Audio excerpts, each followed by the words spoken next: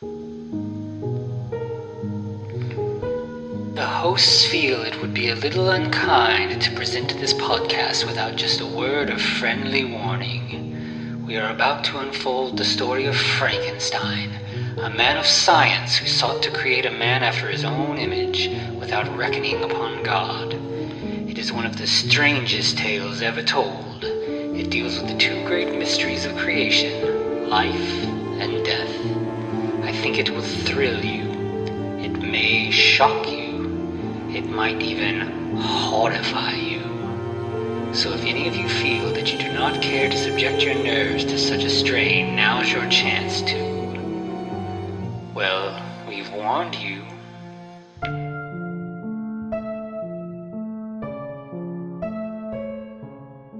Hello, and welcome once again to the Frankencast. I'm the mad scientist, Anthony Bowman. My pronouns are he, him, and I'm joined as always by... the biologically engineered fishman, that is Eric Velasquez. My pronouns are also he, him. So we finally made it to the beach! Yeah, we're finally there. It's halfway through summer, right? And we're finally at the beach.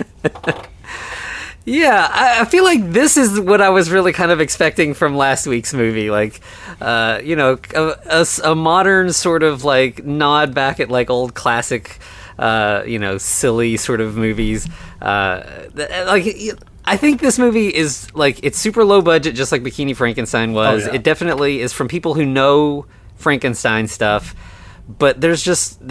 it feels a lot more genuine. Like, it's not like, hey, let's make some money by selling some softcore to Cinemax. It's like, right. Let's make a movie that's fun, that we'll be proud of, you know. But also some softcore that you could play on Cinemax, right? Right, yeah. Yeah. So, this is from 2005. It feels every bit of it, the good and the bad. Yeah. So, I guess, and also, we got some trauma DNA. Yeah. A visit from our good friend Lloyd Kaufman. Yep, of course. Yeah, he seems like he's just like a dude who will like gladly show up in the like in one scene in your low budget movie for like nothing. I feel like we've had Lloyd Kaufman in like 4 or 5 movies we've talked about over the years, just because he's just happy to support. Like I know he was in Reagitator, of course, because that was like trauma connected, but it seems like he's been in a couple other things in little minor roles. Yeah. I mean, if he's not, he's always a scummy guy that's either doing blow or, just morally reprehensible in some way. Yeah. He loves to kind of like ham it up in that way. So. Oh, yeah. I bet you he's the coolest, though, from everything I understand. All right, so let's go ahead and get some warnings out of the way. So first off, there's some breasts in this. And we get one instance, I think, of full frontal, but we get awful close in a few others. There are 2 versions of this movie out there, and I guess we didn't. It's Frankenstein versus the Creature from Blood Cove, and you can find it like free online on like YouTube and just like archive.org, like put up by the director, so it's not like sketchy or anything. But if you look around, there's a director's cut and a standard edition, and I watched them both. The only difference is the nude scenes. The director's cut has a couple little shots of nudity, and the other ones just kind of like, frame the camera above the shoulders and get rid of the nudity. But so we got the nudie version, and it wasn't that bad. It's the approved director's cut. Of course, we had to go with that version, right? Of course. I mean, yeah. Also blood. Lots of blood. The gore's kind of cheesy, so I don't know if you'd really count that. Yeah, I mean, it's not like upsetting. It's very, like this, they're going for a 60s vibe here. Like it's shot in black and white. It's a kind of like it's set on the beach and everything, but it's not gory like a Herschel Gordon Lewis from that time. It's much more family friendly, I guess. Yeah. Like the gore is pretty cartoonish. There's blood spatter, but that's about it. Yeah, it's not excessive or anything. And then finally, from what I gathered, we just get one like incredibly homophobic stereotype. Just the worst. Every time this character was on screen, I was like, please let him go away. He's really leaning into like the campy makeup artist kind of thing. Right. But yeah, I don't know much about the actor or anything, but yeah, he's definitely like really playing up that kind of queen vibe. Yeah, I don't know that the character's gay, but or the actor's gay, but it definitely feels like a straight guy playing a gay guy. Mm-hmm. Right? Yeah. Yeah. So, I guess let's get into it. I mean, those are the warnings I have. I don't think there's anything else, really. Yeah. So our credits, are pretty classic. We see this a lot. It's just cameras panning over science lab equipment, bubbling beakers, skeletons, the normal stuff. We get a little bit of the is it Dance Macabre, the one that da da da da da da da da. I think so. Yeah, some public domain music for sure. Mm-hmm. And when we come out of the credits, we have we see a fish monster breaking out of a gate. Right, immediately out of the gate, the fish man is running. Yeah, and just runs off towards the beach, and he's being chased by a scientist and his assistant. We'll learn this is Dr. Lazaroff and Salisbury. Salisbury, yeah. And the fish monster dives into the ocean and escapes, and Dr. Lazaroff is really angry.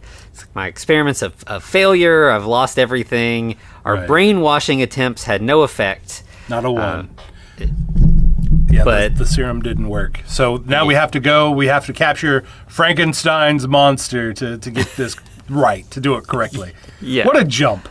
Right. Yeah, straight from fish monster to Frankenstein. I mean, but that's the prototype, right? Well, the Frankenstein monster is the prototype they're using because we will find out that he basically got a hold of Frankenstein's journal and his research. Yeah, because the next scene is it's Lazaroff and Salisbury going to Shelvania. Oh, and the lady doctor. Dr. Ula, I think. They're all having dinner, and that's where he's I was using Frankenstein's notes and it's not working, but because I have the notes, I know where to dig. I can get the monster back. And, it's not the first time somebody has revived him again. So I feel like we just watched something recently where it kind of leaned into the idea that all Frankenstein stories. Yeah. Wasn't it? It was the Shark movie. Yeah. Over time, we keep re-resurrecting him, and I mean, what a hell of a way to just say no. All of the movies are canon. Right? Yeah. Whatever Frankenstein movies you've seen, they're all part of the same It's the Frankenstein extended universe. Right. Surprise! This has been all one movie the entire time. Yeah. The Chronicles of the Frankenstein Monster and Frankenstein. Yeah. What a story. Right. So, as you said, they head off to Europe. Shelvania. Shelvania. I guess because beach stuff? I don't know why. Well, Mary Shelley and Transylvania. Wow, okay, that's what I'm hoping that's what it is. Yeah, that makes more sense, actually. So here's my question. We get shots of Shelvania. So I'm asking you, Anthony, what do you think? Is this shots of actual Europe, shots of European-style towns in America, or mini golf courses? Yeah, I was thinking it was probably some kind of miniature or something. Yeah. I'm going with C. And they walk past a graveyard because they're headed towards Frankenstein's castle. Right. And there they meet a strange woman who I think is supposed to be a Romani woman because, monster movie. Right, but once again, this is 2005 and she's wearing a cloak. I don't think that was the style then. Yeah. And she's the classic, at the beginning of the slasher movie, you got to have the dude who warns people away. Yeah, she's our doomsayer. Yeah, and she's like, "This is the devil's country. If you stay here, you will die." And of course, they're not going to listen. And yeah, of course. And by the way, I like how she's like foreigners in the most California accent. Yeah. It's like you gotta be a foreigner as well, right? In this European town. When her warning is unheeded, she leaves. And Dr. Ula's like, okay, it's time to use my resurrection chemical detector. That'll lead us right to the grave. Resurrection chemicals? What, is there a certain brand of those? What periodic elements are those comprised of? Or are we talking Minovsky particles from Gundam? Yeah. Just made up. Right, exactly. And it was if you can detect these chemicals if they're just readily available? Why do we have to go get the Frankenstein monster? Couldn't you have just put together those chemicals and made your own? You could synthesize this. Yeah, exactly. But I could swear that either the thing she's using for her resurrection chemical detector is like an old like spaceship transformer. I forget what that thing's called. But yeah. Oh yeah, I know what you're talking about. Yeah.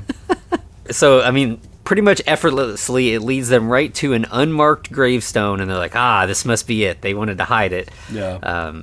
And so they start digging, and as they're digging, they start hearing wolves howling in the distance. Right. Oh, we know what that means, right? Yeah. Right. And of course, the doctor just whips out a pistol. He's like, I'm going to shoot something. Mm-hmm. Yeah, he was prepared. Right. So he's like, all right, Salisbury, you keep digging. I'm gonna, protect us. Watch for wolves, right? Yeah. And we get a visit from our old friend, El Lobo Hombre. The Wolfman. Yeah. And yeah, he runs out and like he's gonna attack them. The doctor immediately shoots him, and he turns around and runs away. Right, but he comes back like almost immediately. What was the point of that scene? Yeah, I don't know, because like at first he's like watching them from the woods, and it was like, oh, he's gonna try to follow them. This is gonna be this extended thing. But no, then he just rushes back out, tries to attack him again. He gets Salisbury, which is like, oh, okay, Salisbury's going to be our new Wolfman. Great, awesome. Yeah, that's a dangling plot thread. don't look into that. Yeah, and he ends up he attacks the doctor, who drops the gun. Then Dr. Ula gets it, and she manages to shoot the werewolf, and he again runs away. Yeah. And they're all like, oh, wow, we saw a werewolf. That's crazy. That was a werewolf. And right, but the doctor's skeptical. Lazaroff is skeptical. He's like, no, that's just either a mutant or a guy with hypertrichosis. Mm-hmm. It's like, I feel like Occam's razor begs to differ. You know what I mean? Yeah. Like, that is a wolf man. Yeah, yep, absolutely. And yeah, Dr. Ula says the same thing. Like, that's more than just hypertrichosis. Yeah. By the way, so we know there's a Frankenstein, obviously a wolf man. So there's a Dracula somewhere that we're missing. Yeah, it does seem weird to have like the creature from the Black Lagoon-ish character and no Dracula at all. Yeah. And there's so like talking about like Salisbury being bitten being like a plot thread. There's a lot of just like we cut from them back to the werewolf who has collapsed in the woods. Yeah. He starts to die, turns back into a man as you usually see. Doesn't he say Irina and then he just dies? Yeah. Boy, it'd be really cool if we knew who Irina was, right? Yep. All right. Well, and that's the end. That's a wrap on the werewolf storyline. Man, that was so plot integral. Right. I'm glad they did it. Yeah. And then Dr. Ula's like, so what kind of bullets were those? And this motherfucker says silver bullets, just in case. Yeah, he just said that guy probably has hypertrichosis, probably not a werewolf. Right. But on the off chance. Right. So we know you're lying, Lazaroff. You knew there was werewolves in this fucking part of town. Yeah. You son of a bitch. Nah. Right, yeah. And so at that point, they've gotten the coffin unearthed as they've been talking, and they're like, all right, well, it's time to head back to America with the Frankenstein monster corpse. Yep. And of course, by America, we mean Los Angeles, right? Mm-hmm. Yeah. Yep. We go to the Kitty Cat magazine office. Yeah. Which it is what it is. It's exactly what you're assuming. Yeah. It's I would say it's not like Playboy. It's maybe a little more than Maxim, though. Right. It's something in the middle there.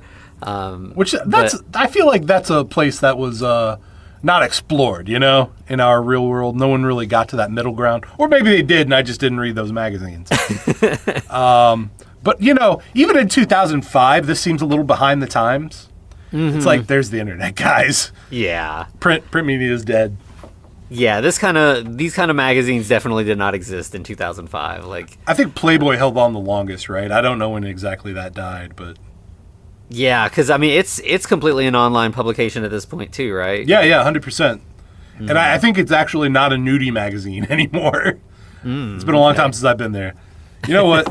Let's go. Let's ruin my search history.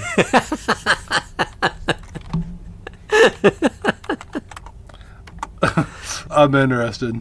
Yeah, okay, it's still the thing. They do cam shows now, so they're up with what is it? OnlyFans.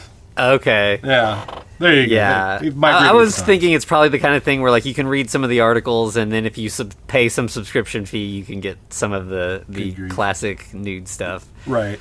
that's a whole can of worms. But anyway, this is the Playboy we have at home. Right. Yeah. So we got the editor who's talking to the photographer Bill.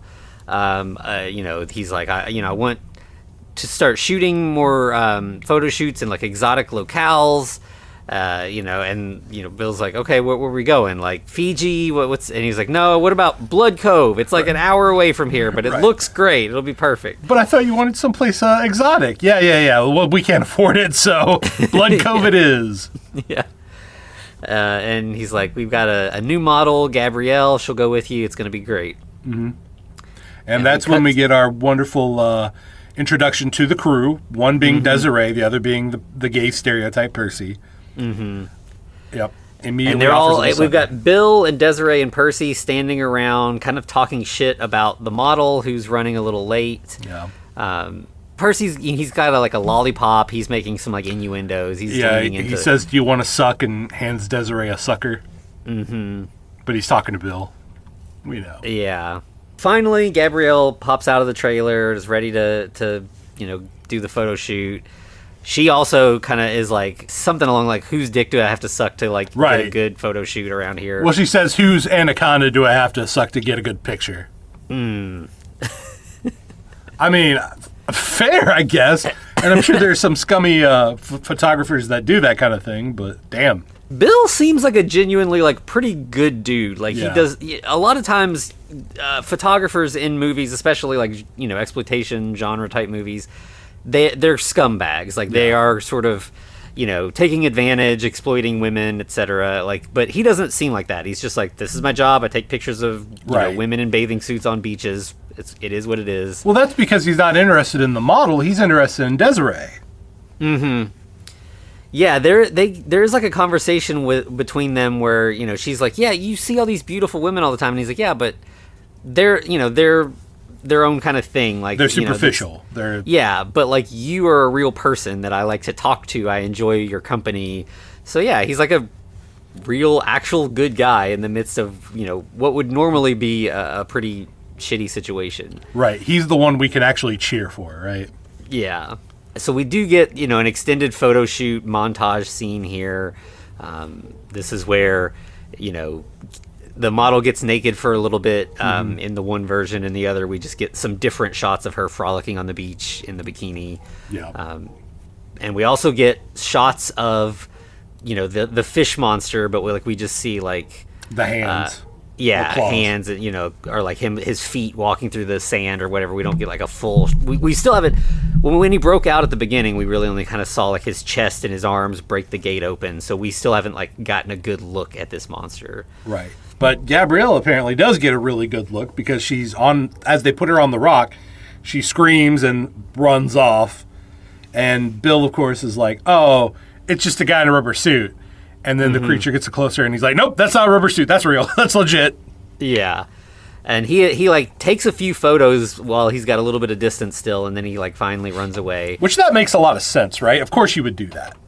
Yeah, this is the prime guy to do it. Even just a normal person now, we have phones all the time. People would take pictures, but of course a photographer is going to do that. Right. But when he gets back to the chief says, no, this is a bunch of bullshit. These are clearly a rubber suit. Mm-hmm. Yeah, get back to Blood Cove, get that photo shoot, we need it. And Bill's like, I don't really want to go back, but fine, I will. Gabrielle's definitely not going back, so you're going to have to get us another model. Yeah, we might be able to get the crew on board, but the model is out. She is for sure not gonna. And the editor's like, hot bikini models, dime a dozen. I'll book another one. It's fine. It's whatever. Right. Even though apparently he was going to make her a star. Yeah. Right. Yeah. He not an especially loyal guy, I guess. Yeah. But so we actually get the funny, intentionally funny scene or segment of the movie where the whole crew is like, yeah, we're going to have to go back to Blood Cove. And, of course, Desiree and Percy are like, well, we're in deep shit if we do, but okay. Mm-hmm. They get into the elevator, and Bill is talking to this other guy. Do they even give him a name? I don't think so. But he asks where he's going, and Bill's like, yeah, I'm going to shoot a sea monster or something, a creature from Black Lagoon. And then he's like, what about you? And the guy's like, they're sending me out to the Mojave to shoot ants, or giant ants. Yeah. It's like, I get it. What was that movie? Was it Them or They? Them, yeah. Them, yeah. Yeah. It was, it was some pronouns. That's all. No. And we cut straight from that to our science crew. They are back in their lab, and here they just revive the Frankenstein monster with an injection. Yeah, There's he's no just lightning. Yeah, it's one of the. I guess it's actually kind of closer to the novel. Like the novel really doesn't tell you much about how it all happens. It's pretty low key, and this is the same way. We're not not going to spend the money to get a bunch of fancy science gear. Even though they missed out on the science wheel. Yeah, it's the most fun part of Frankenstein movies. Come on, the set. You gotta have something, at least electrodes. Yeah. But the monster kind of wakes up, and Dr. Lazaroff is like, let me introduce you to my crew. I'm Dr. Monroe Lazaroff. This is Dr. Ula Ferranti, and my assistant Salisbury. He's just Salisbury. He doesn't get a full name. Right now, he's got some new scars though from the werewolf attack. Yeah.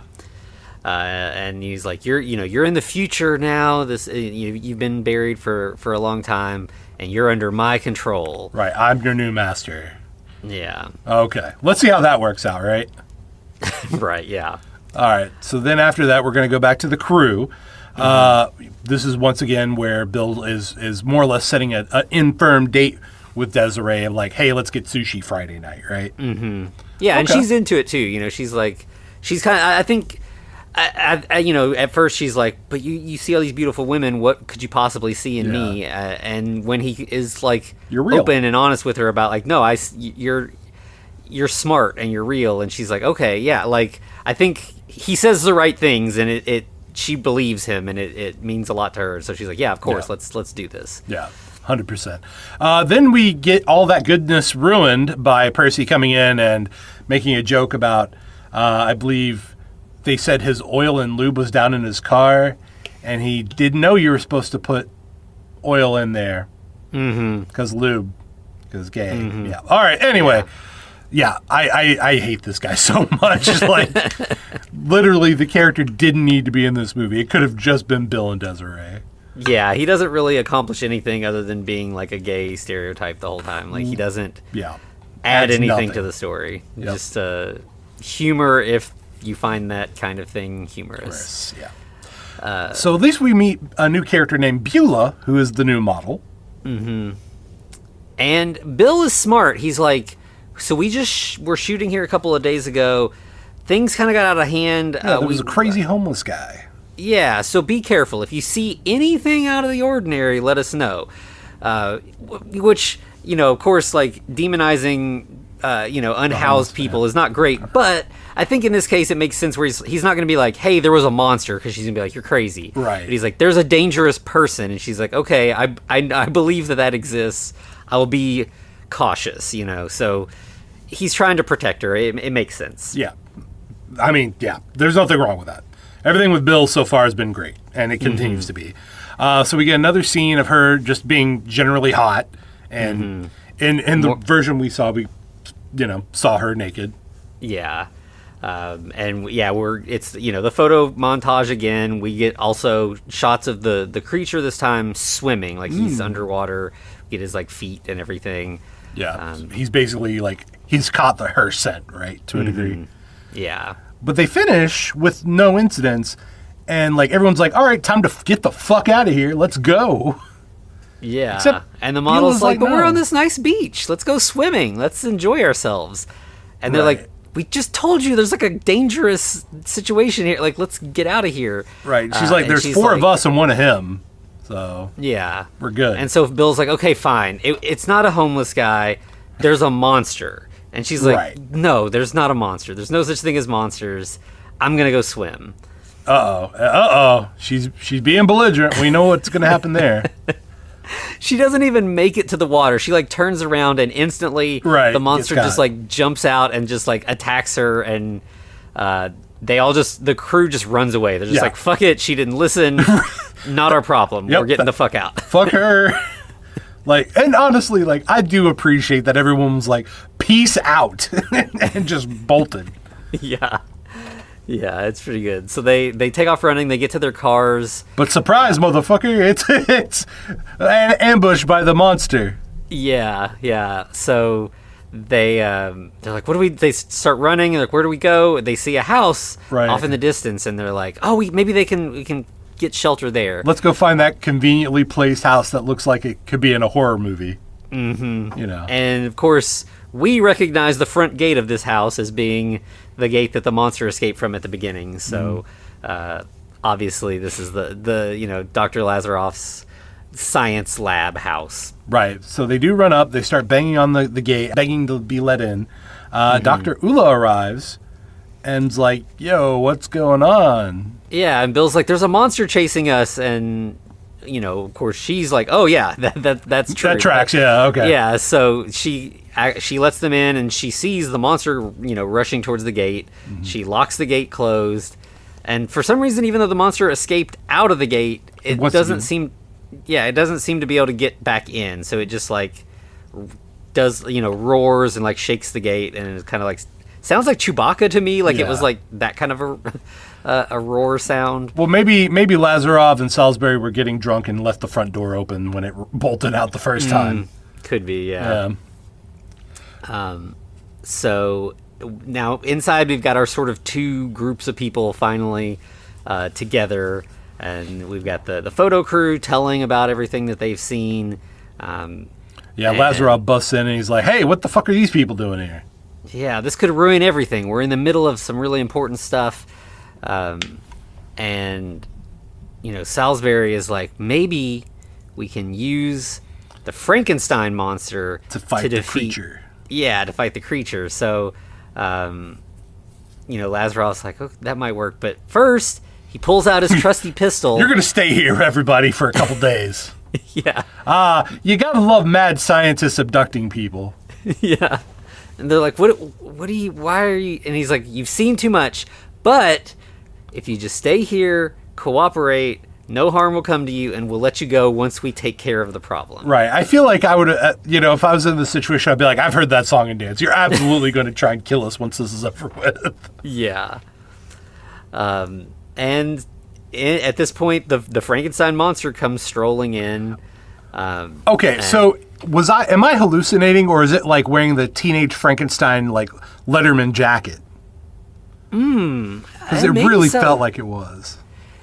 Yeah, I was trying to remember I don't remember the jacket specifically, but yeah, it definitely could be. Yeah, maybe I was imagining.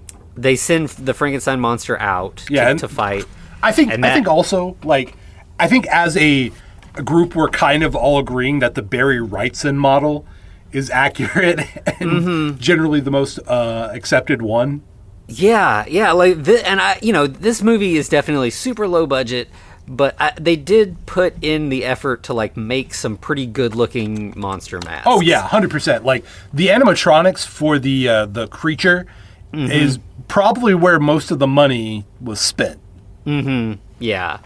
Yeah, like you said, the Frankenstein monster is definitely in the Bernie Wrightson vein, like kind of the skeletal face, the long kind of limp black hair and everything. Right. And yeah, he looks good. Like, it is a mask, but it's got movement to it. It's not just like a cheap rubber Halloween mask. Right. And I can't wait till we get to the other mask. One that didn't need to be a mask, but we'll talk about that later. Yeah. But yeah, like you said, the sea monster has like jaws that are like, the mouth is really strange on it, but yeah, it's definitely animatronic and it looks really good. Obviously this is a Creature from the Black Lagoon character. It more looks like the creature from Monster Squad than like the traditional Creature from the Black Lagoon.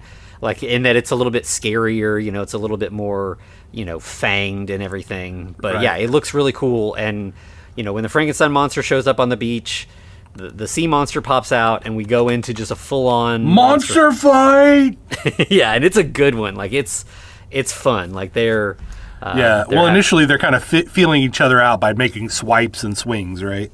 Mm-hmm. The sea monster like grabs Frankenstein monster's head and like crushes it a little bit, and he like gets away. Yeah, it seems like he's a little dazed though. Yeah, the Frankenstein monster gets back to the scientists, and Lazaroff's like, it looks like the amphibious creature's venom is affecting the Frankenstein monster's nervous system. Right, you guys gave it venom? Yeah, like we're supposed to believe that this sea monster creature was completely made, like completely genetically engineered. Yeah, and they chose to give it venom sacs. Not the smartest thing to do. Yeah, I feel like maybe save that for the perfected version once you know you've got it under control. Yeah. But we also then, pretty much as they're like, okay, we got to get Frank back to the lab and get him fixed up before we're able to take down the creature. So did you notice that when we cut back to the living room where the camera crew is, that there's like a demon statue, but there's a Cthulhu statue? Like, no, I didn't. Is there a secret like Cthulhu link here? Yeah, I mean, I guess this sea monster definitely has vibes of like the deep ones or whatever.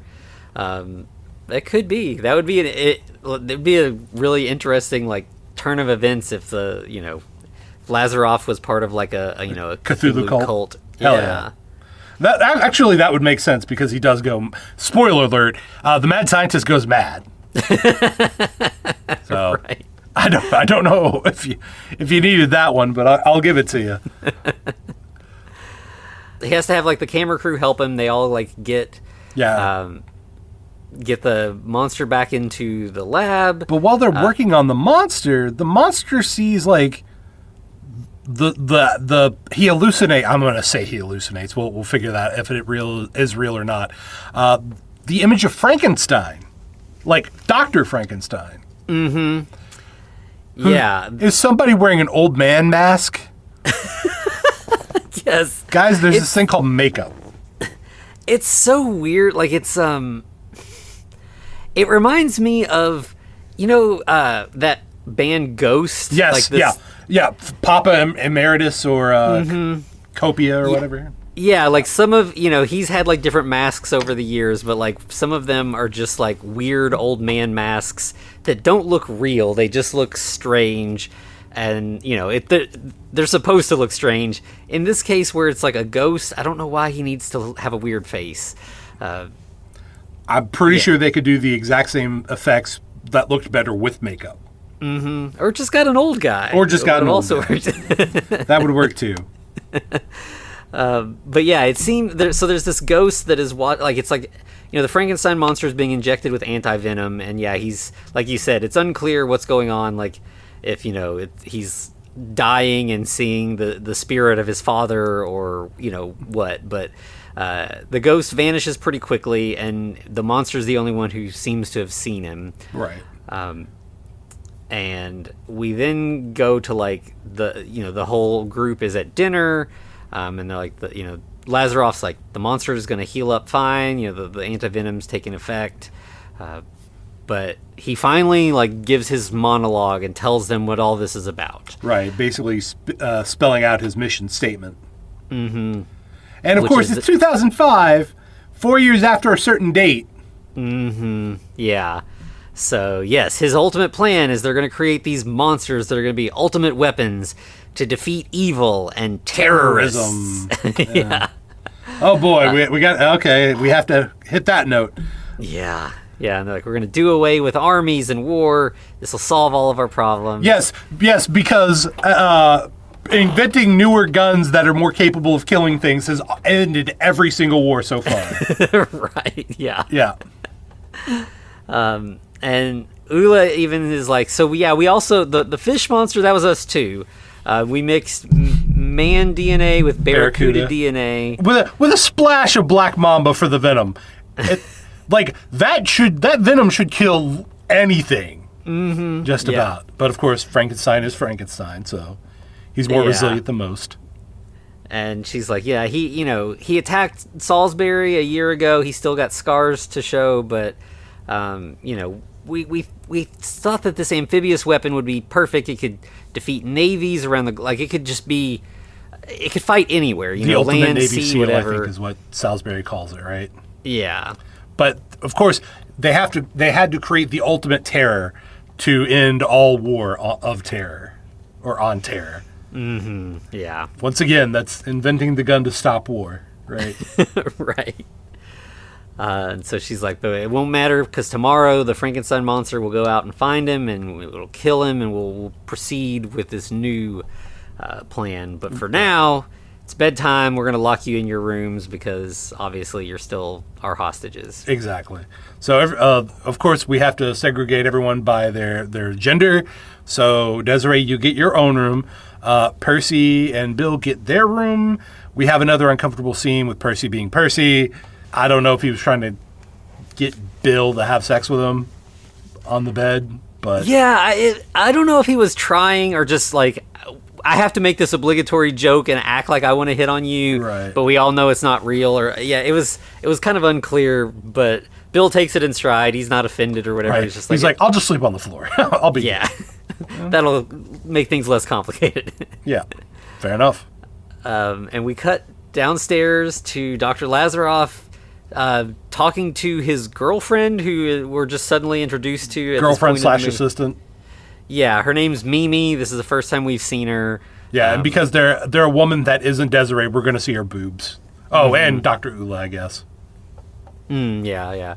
But yeah, Mimi unbuttons her shirt as they're talking and everything. Yeah. But then we cut to outside the house where the fish monster is again approaching the gate. And then we see that upstairs, Desiree is looking out her window and sees the monster coming towards the house. So, she's freaking out. She's banging on her door, begging for somebody to come get her so she can warn everyone what's happening. And Lazaroff sends Mimi up to check on Desiree. Desiree tells her about the fish monster and everything. And so I think she comes down and we get the doctor and Salisbury rushing out to try to deal with the monster. Yeah, of course the doctor's pissed because he got cock blocked, right? Mm-hmm. Yeah. This damn fish monster ruining all my fun. And he comes out with an assault tranquilizer gun, which that's fun, right? Yeah. So yeah, we've got them, Salisbury and Lazaroff. They're searching the beach. Well, not only that, they're spraying the beach with some super fucking anti-fish chemical. They call it what, Z90? Yeah, they're like, this will either take care of him or flush him out, one or the other. Yeah, or just increase global warming. Right. Yeah, fuck it. And sure enough, we do see the monster burst up out of the water. He's clutching his stomach, looking like he's in pain. And Lazaroff's like, all right, perfect. Those chemicals will kill him for sure. But then after they're done with the job, Salisbury is like, hey, Doc, that Desiree lady, she's pretty attractive. Do you think maybe her and I? And then the doctor's like, nah, I'm going to cut you off there, bro. You're ugly. The only person that will have sex with you is a prostitute down the way because you will have to pay her for money or pay her for sex. Yeah, because they don't care how ugly you are as long as your money's green. The beautiful green. Yeah. By the way, I feel that the phrase chicks dig scars would be very applicable here. The guy's not really ugly. He's just, he's just scarred up, but he's like a big tough guy. I do not think this guy would have trouble finding girls who would be attracted to him. I'm pretty sure he would easily pick up some goth girls, okay? Knowing the ones I do. Yeah, so Lazaroff just kind of, I guess he's his boss. They're not really friends, right. But he's just shitty to Salisbury. And yeah. Obviously, Lazaroff is definitely the most villainous person in this movie for sure. Yeah, he didn't seem that way, but yeah, it makes sense. Yeah. But then we're going to cut to the chief of the, what was it called? The Kitty Cat magazine? Yeah, Kitty Clap magazine. Anyway, and he's tired of these the motherfucking crew not doing their job. Mm-hmm. So he's going to go out there and give them a piece of his mind and fire them all if something bad hasn't happened to them. Mm-hmm. Yeah, and we cut straight from that to them arriving at the beach. We've got the editor, and he's got like his secretary with him, or assistant. Yeah. Who knows? And they're searching the beach, and instantly the fish monster pops out, attacks them. Yeah, kills both of them. Mm-hmm. But we also get more fodder in a bunch of 90 surfer dudes talking about how awesome this beach is. Blood Cove's got like the best waves. This is going to be so good, and they're all excited. Oh, by the way, the secretary, assistant, whatever she is, her name's apparently London. I forgot. Okay. But she does survive for a few moments, finds Beulah's corpse, the remains thereof. Mm-hmm. Then she immediately gets got to. Yeah. And then we see the surfers. They also get, they get clawed to death, and the monster drags one of them away. Okay, fair enough. I mean, it looked like he was eating London, so I don't know. Maybe he's saving this other guy for later. Yeah. I mean, you look at that thing's jaws. He's definitely a carnivore. Like, he wants to use those to tear up some flesh. For exactly. Sure. But then we come back to the camera crew. And Percy jokes, I bet that Harry, the editor, is going all to pieces. Like, no, literally. Like what you just saw. He's being ripped to pieces. Yeah. And they're just, super bored. They're just kind of like locked up. They don't really have anywhere to go. But then the Frankenstein monster comes in. He's back on his feet after being cured of the venom or whatever. Yeah. And when he sees Desiree, he has these like sort of like flashbacks to the bride of Frankenstein. Yeah. As a matter of fact, that's what he says, bride. Mm-hmm. And Desiree's like, kind of gives him a side eye and gets closer to her male colleagues, and the monster's kind of like following her around. And I think Mimi is also there, and she's like, "Get back to your room, monster. You're not supposed to be in here." Right. And of course, he's like, "No, I'm good." Yeah, does he knock her out or does he kill her? No, he kills her. He snaps her neck. Like she shoots him like 3 times, and he just breaks her neck. Okay. And the crew is like, "What? I don't know. What should we do?" But the monster keeps like kind of like shambling towards Desiree, calling her bride. Yeah. Lazaroff comes in, tries to command the monster, but the monster is like, no. So he's gone into full original Frankenstein monster mode. Yeah. And Salisbury is able to kind of like distract him and inject him with like the fake out here, though. I like the fake out because he's like, here, have this drink. And logically, everyone's like, oh, that's poison. Mm-hmm. Well, the monster drinks it, and then he shakes him with the syringe. Yeah. He gives him a Lewis Creed. And then he's, but as he starts to kind of get woozy, he goes ahead and just kills Salisbury before he falls unconscious. Yeah. So. Well, there you go. We've got half the doctor's crew gone now, so he needs a new crew. Yeah. So what better than the camera crew? Yeah, and Lazaroff's like, okay, I've got this unconscious monster, all these dead bodies. I need your all's help to drag them, get them out of the middle of the living room. Right. So he says this really weird fucking line, and I haven't figured it out quite yet. He says, I need I need as many people as I can get. Well, the right people mostly. Was he talking to Percy or was he talking to Desiree? Because she is a woman of color. Yeah, I don't know. Like, so was he homophobic or racist? Which one? Because, he probably wasn't talking to Bill because Bill's a, cisgender, hetero, white guy, right? Mm-hmm. Yeah, I feel like, I don't know, racism seems more, like, he may not have, like, I mean, not that Percy is subtle in any way. But, right. But yeah, Ula is, like, really offended by all this. She's like, you're treating these people like more cattle. We've got all these dead bodies. You don't care. These are people that we we've been working with Salisbury for years. You're not upset about this? Right. He's like, nah, put him in the fridge. I'll bring him back later. Which, that makes sense, right? If you could just resurrect people, what does life mean?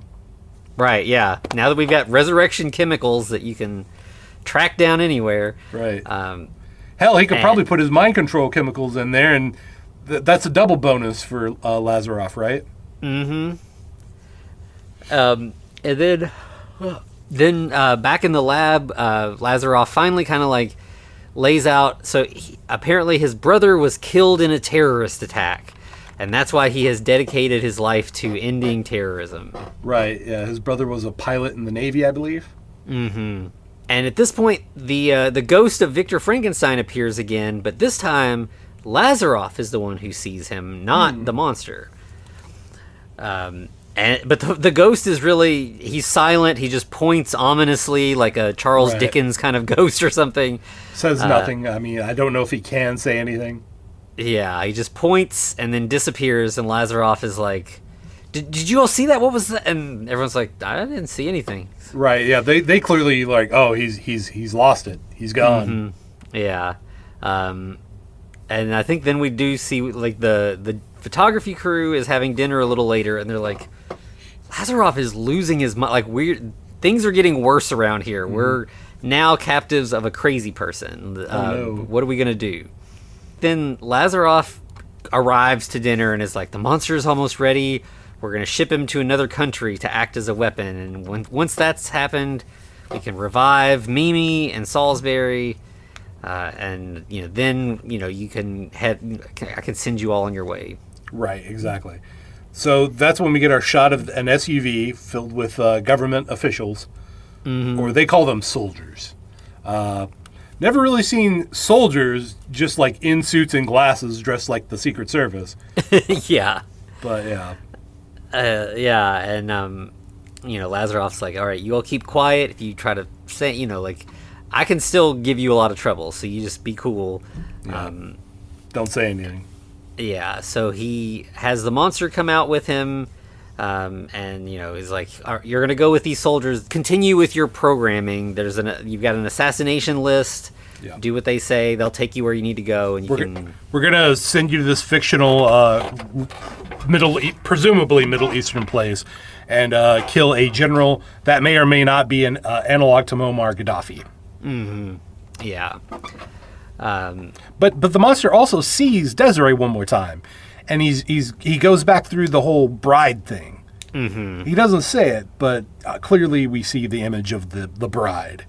Yeah. Lazaroff steps away, and we get the soldiers by themselves, and... Well, also, before he steps away, he tells them specifically, I think this is kind of a cool thing, because you don't really hear a lot about this. He tells them to feed it specifically a vegetarian diet. Now, that's what the creature ate. Mm-hmm. In the book. Just lived on like nuts and berries in the woods. Right. Like it had no desire for meat, right? Mm-hmm.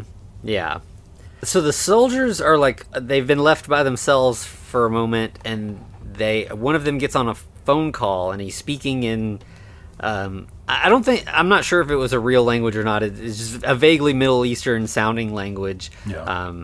But we find out they're spies, and they actually are going to get the Frankenstein monster and use him to assassinate the United States president. Dun, dun, dun.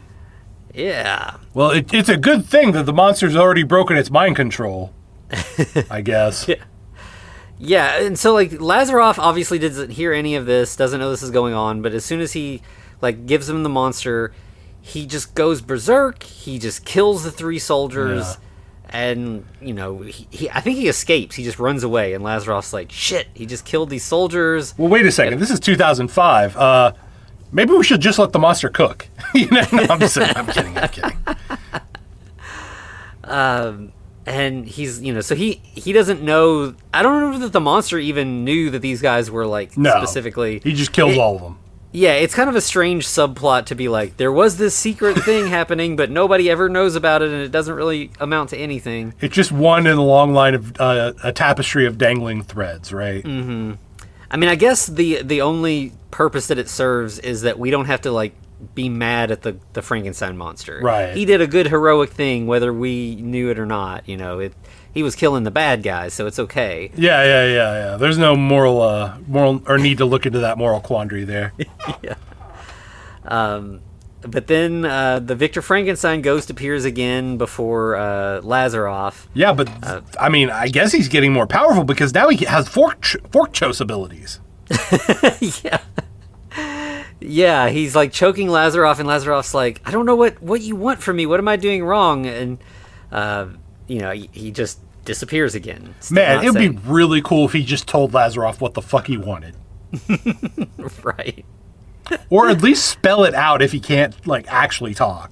Yeah.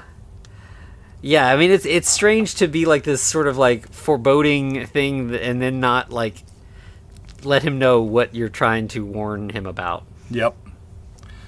Oh, well. So at that point, Lazaroff goes back inside and he tells everyone that, the monsters has killed these soldiers, disobeyed orders, and escaped. So it sounds it's because he's in love with Desiree. Mm-hmm.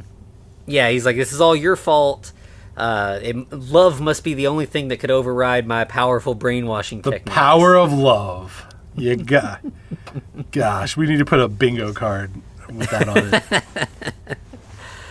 And so we cut from that back to the beach where the monster is kind of shambling around. Right, but it finds the creature, and it's on sight, baby. Yep. So they run straight at each other, and we get our second monster fight.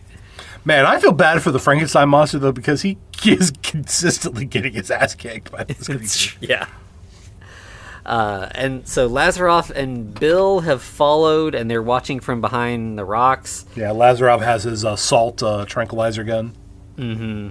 And Bill's like, man, you sure know how to create indestructible monsters. I don't know what are we going to do? They're just going to keep attacking each other forever? Right. They're both programmed for war and won't stop unless we find a way to stop it. So it's stoppable, I guess. Yeah. Then we see in the fight, the creature has knocked Frankenstein down and is laying on his, or he's sitting on him and he's just clawing his back up. Right. And then drops a big rock on his head and then starts dragging him into the ocean. Right, where we get a bunch of shots of the fish and the monster and creature's legs in the water. Mm-hmm.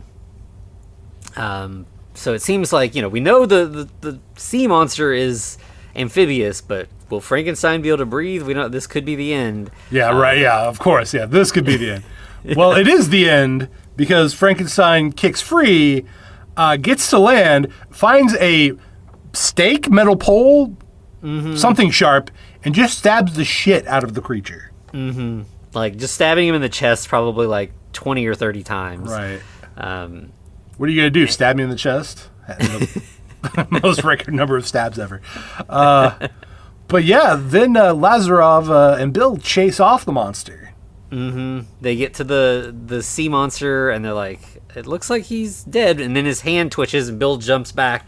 Right. And Lazaroff's like, nah, that's just a muscle spasm. Yeah, no reason to double tap this thing.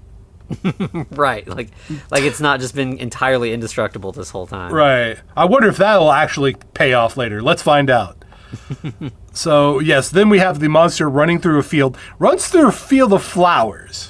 Mm-hmm. And he stops. He sees it's daisies, and I mean this is clearly a nod to the scene with Maria in the original movie or whatever. He's like, yeah, you remember that one time when I threw that girl in the lake, yeah, or pond. But eventually he kind of continues on. He gets into the forest where he now sees the ghost of Victor Frankenstein. Right. He's like, Frankenstein. Ah. And then the ghost just disappears again. So the monster just keeps running. What is he trying to do? We'll never find out. It doesn't matter. But what was he trying to do? Yeah, it's very unclear. Yeah. And so as all this chaos is going on, Ula is like, I've got to step out. Yeah, let me make some tea. Yeah, so she leaves Percy and Desiree alone. Don't do anything to try to escape now. Right. Putting that idea in their head to escape. And Percy's the worst.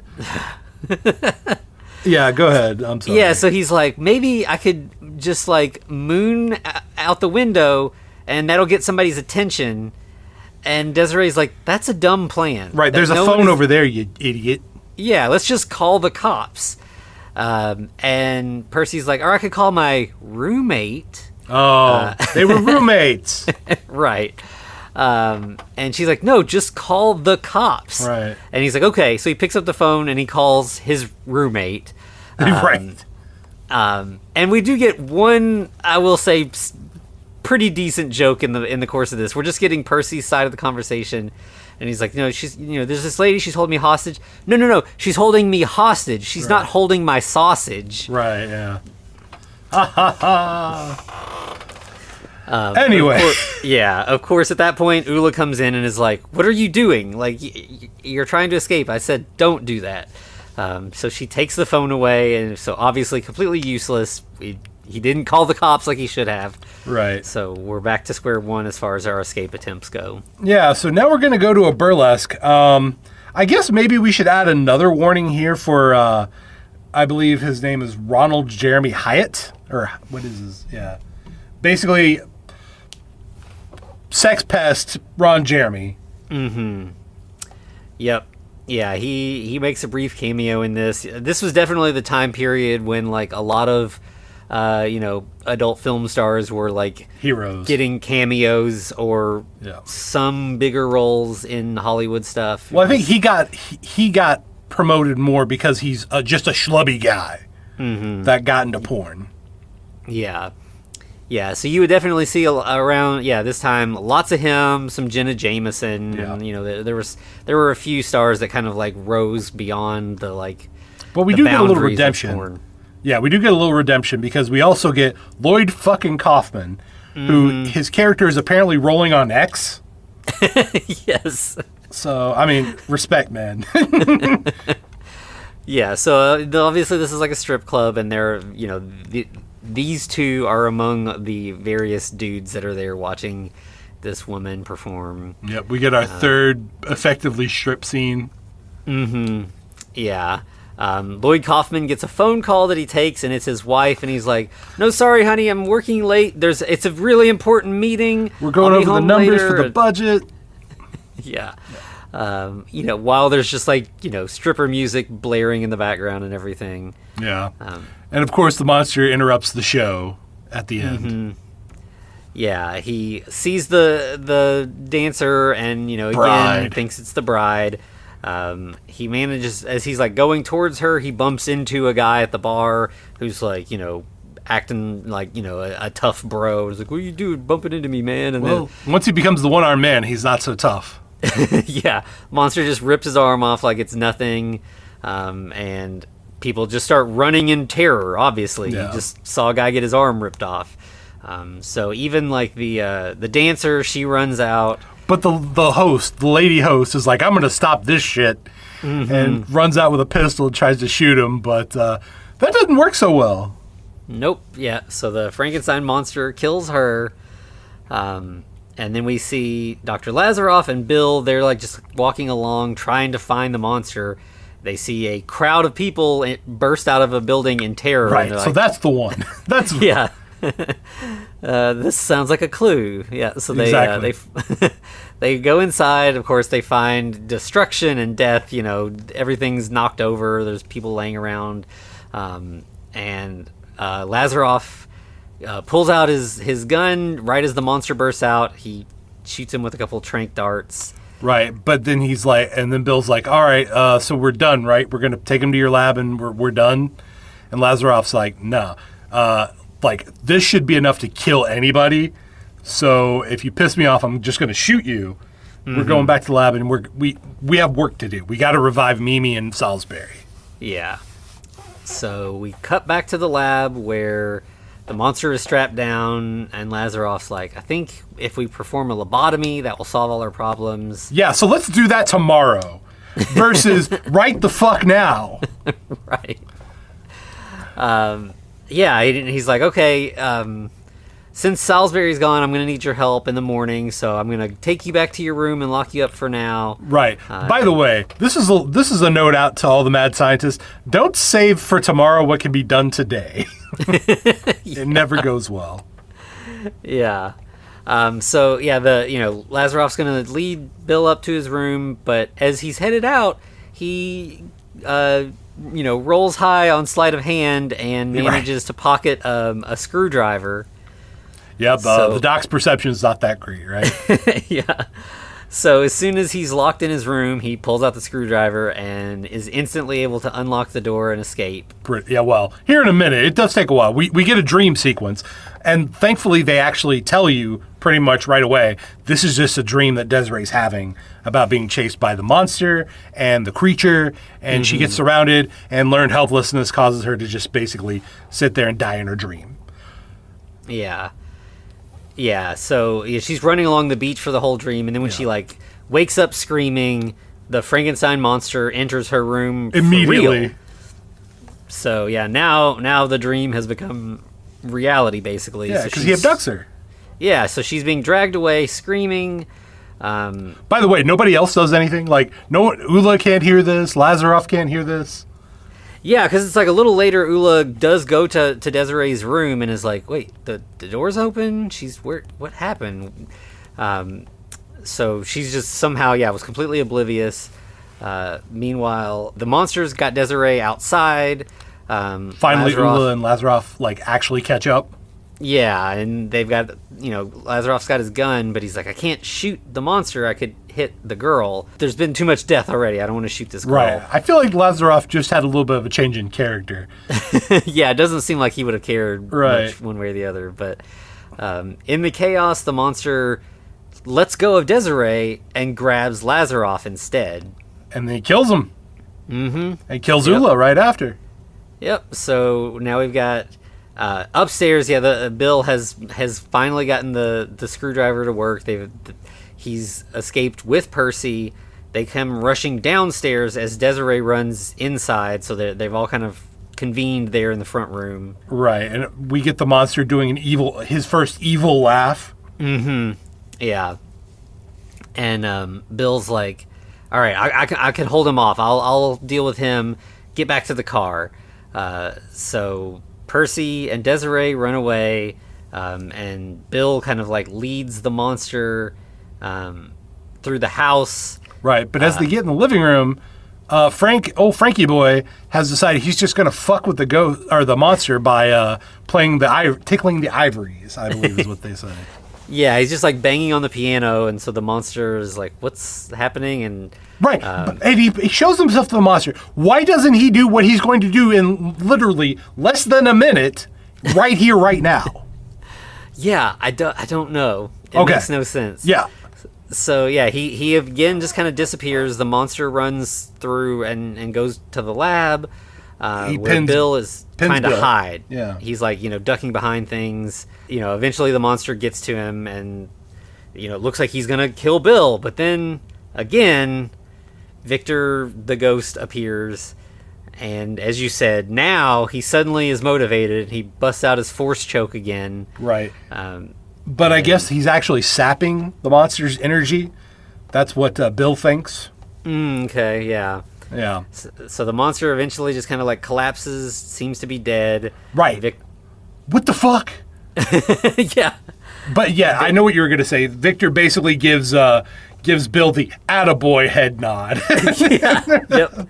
Just gives him a little nod, just vanishes, and Bill's like, okay, I guess that's all taken care of then. Yeah, so the ghost was real. Oh no.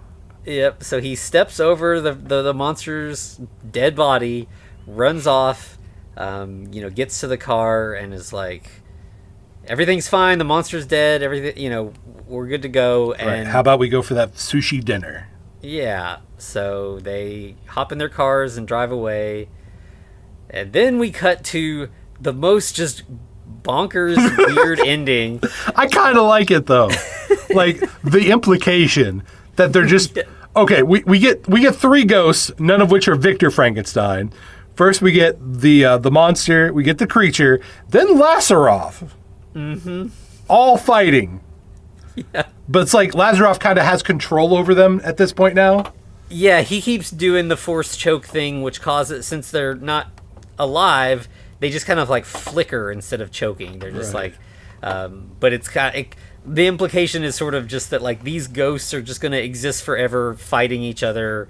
This is just going to be an eternity of this beach having like the ghosts of monsters Right. forever fighting. Which, that's a cool movie if it would ever get made. Yeah. But Yeah, the sequel to this would be absolutely insane. right, absolutely bonkers. Yeah, but that's it. That's our Frankenstein versus the creature from Blood Cove. Yeah.